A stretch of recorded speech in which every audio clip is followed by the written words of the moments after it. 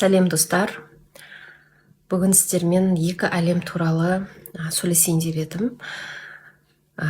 Екі әлем, ол қандай әлем? Материалдық әлем және рухани әлем. Біздер материалдық әлемде өмір сүріп жатырмыз. Біз оны өз көзімізбен көреміз.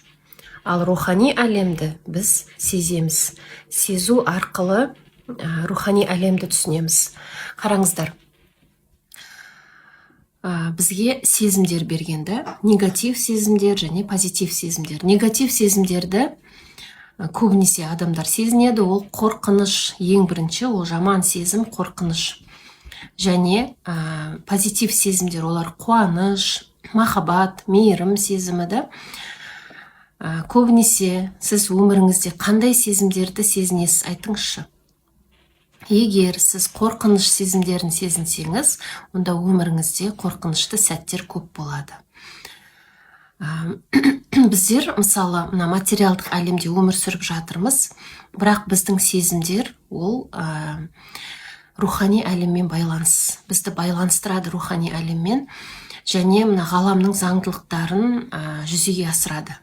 Именно сезім арқылы барлық ғалам заңдылықтары осы біздің өмірімізге келеді екен. Қараңыздар, біз не ойлаймыз, сол болады.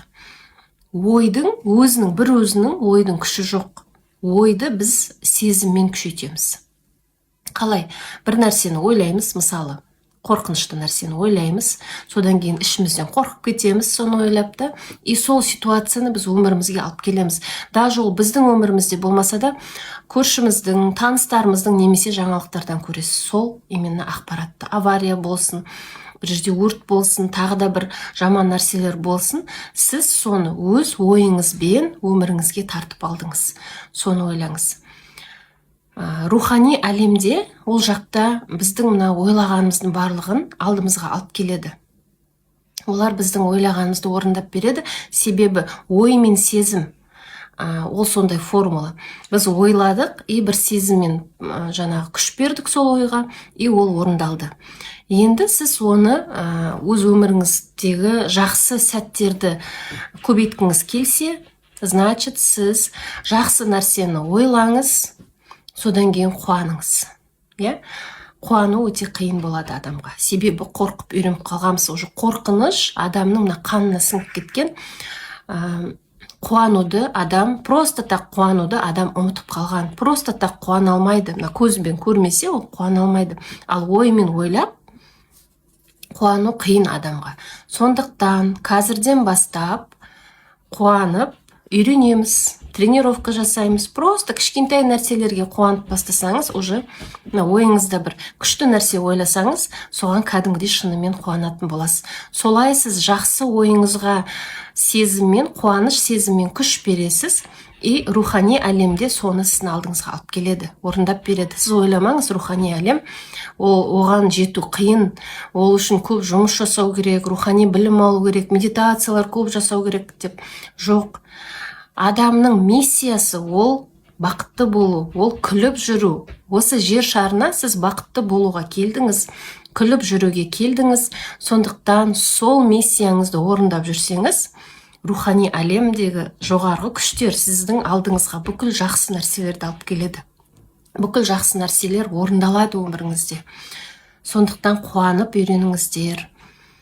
Жақсы ой ойлап және қуанышты сезіммен күш беріп, сол ойды орындаңыздар, ойыңызды. Солай өзіңіздің армандарыңызға да жете аласыздар. Сондықтан жасаңыздар, достарым. Осы ойды сізге жеткізгім келіп, қосылып отырмын. Просто тек ойлайсыз, қуанасыз.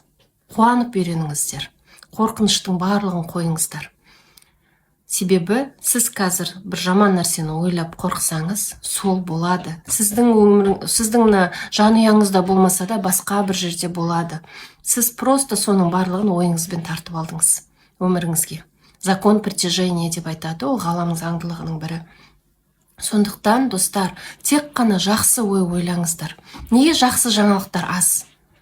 Себебі адамдар жақсы ой ойлап қуануды ұмытып қалған. біздер көбейсек, жақсы ой ойлайтын адамдар, қуанатын адамдар сол кезде жақсы жаңалықтар да көбейе бастайды.